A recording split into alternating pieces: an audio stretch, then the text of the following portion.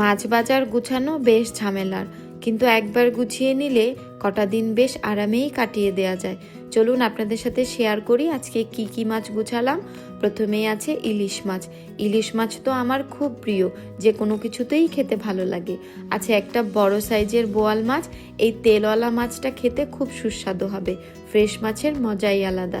এখানে আছে কোরাল মাছ। আচ্ছা, কোরাল মাছ কে কে চিনেন বলেন তো? এই মাছটা কিন্তু খুব সুস্বাদু, যারা খান শুধু তারাই জানেন। আছে এখানে রুই মাছ। আমি বাসায় প্রায়ই রুই মাছ রাখি, কারণ এই মাছটাতে কাটা কম হওয়াতে বাচ্চাদের খাওয়াতে খুব সুবিধা হয়। আমি মাথাগুলোকে আলাদা করেছি, কারণ মাথাগুলো দিয়ে হয়তো মুড়ি ঘন্ট করা হবে। আছে বড় সাইজের পোয়া মাছ।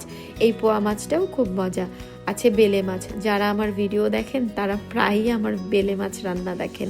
আছে এখানে কাচকি মাছ, একদম ফ্রেশ, দেখতে কি সুন্দর তাই না? আর এই যে ছোট মাছটা, এটার নাম আমি জানি না।